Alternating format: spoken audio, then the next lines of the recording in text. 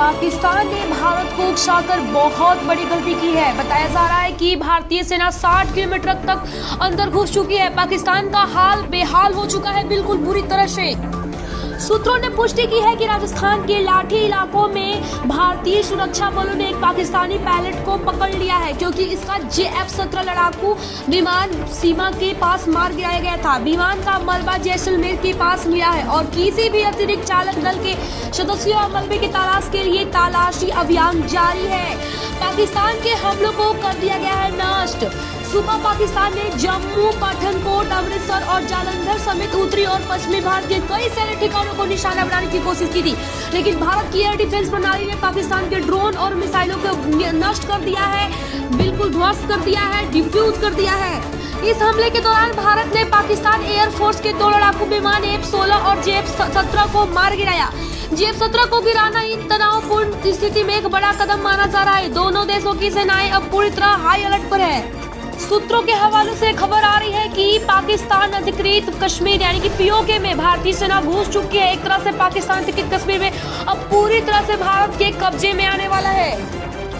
भारतीय आर्मी, नौसेना और वायुसेना द्वारा पाकिस्तान पर चारों तरफ से हमले किए जा रहे हैं। इस बीच ऐसी भी खबर आ रही है कि पाकिस्तान के प्रधानमंत्री शहबाज शरीफ अपनी जान बचाने के लिए बंकर में छिपे हुए हैं। आपको बता दें कि बृहस्पतिवार को पाकिस्तान की ओर से ड्रोन और मिसाइल के जरिए भारत के 15 इलाकों को निशाना बनाने की कोशिश की गई थी, जिसे भारतीय सेना ने मुस्तैदी से नाकाम कर दिया है। जवाब में भारत ने सटीक और करारा पलटवार करते हुए लाहौर में पाकिस्तान की वायु रक्षा प्रणाली को पूरी तरह तबाह बर्बाद कर चुका है। इस हिमाकत को रोकने के लिए भारत ने S-400 एयर डिफेंस सिस्टम, सतह से हवा में मार करने वाली मिसाइलें और एकीकृत मानव रहित विमान रोधी प्रणाली यानी कि एंटी-UAV ग्रिड सिस्टम को इस्तेमाल किया गया है। ये सभी सिस्टम भारतीय सेना के पास अत्याधुनिक तकनीकी से लैंस है, जिसकी मदद से दुश्मन के ड्रोन और मिसाइलों के हवा में ही मार गिराया जा रहा है। पाकिस्तान की ओर से अवंतीपुर, श्रीनगर, जम्मू, पठानकोट, अमृतसर, कपूरथला, जालंधर, लुधियाना, आमदपुर, बठिंडा, चंडीगढ़, नल, फलौदी, उत्तरलाई और भूज जैसे इलाकों को टारगेट करने की कोशिश की गई थी, मगर भारतीय सुरक्षा एजेंसियों की तैयारी इतनी मजबूत थी कि दुश्मन का कोई सफलता नहीं मिला। उसको आसमान में ही मार गिरा गया, डिफ्यूज कर दिया गया। भारत ने पाकिस्तान के हमले का करारा जवाब देते हुए दुश्मन की धरती पर तबाही मचा दी है। पाकिस्तान के खिलाफ भारतीय नौसेना ने भी मोर्चा खोल दिया है। प्राप्त जानकारी के मुताबिक आपको बता दें कि INS विक्रांत से कराची पर किए गए एक के बाद एक लगातार हमलों से शहर दहशत में फैल चुकी है, तबाह बर्बाद होने की स्थिति में है। भारतीय आर्मी, नौसेना और वायुसेना के द्वारा पाकिस्तान पर चारों तरफ से हमले किए जा रहे हैं। इस बीच ऐसी भी खबर आ रही है कि पाकिस्तान के प्रधानमंत्री शहबाज शरीफ अपनी जान बचाने के लिए बंकर में छुप चुके हैं। पाकिस्तान इतना पागल हो चुका है कि उसको कुछ समझ नहीं आ रहा कि क्या करे क्या नहीं करे। वो इस स्थिति में अपने चीफ को चेंज कर रहा है। जो चीफ वहां के थे शहीद नसीम मुनीर, उन्हें हटा दिया गया है, सेना प्रमुख से हटा दिया गया है।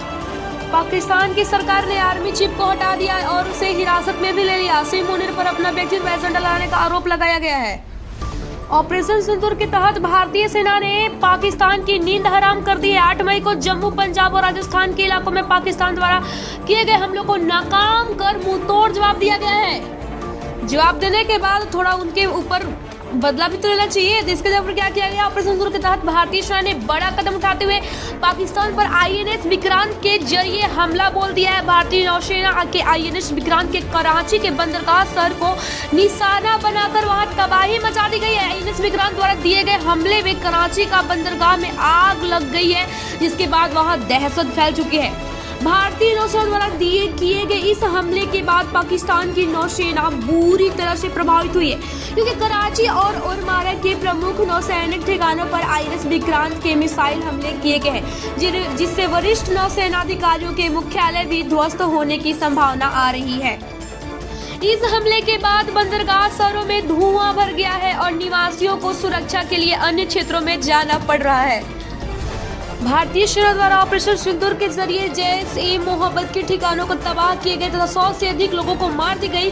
तब पाकिस्तान बौखलाहट में आकर 8 मई की रात को भारत के जम्मू, पंजाब और राजस्थान के कुछ हिस्सों में रात के अंधेरे में हमले की, लेकिन सजग बैठी भारतीय सेना ने इन हमलों को नाकाम कर दिया, जो कि मैं पहले भी आपको बता चुकी हूँ।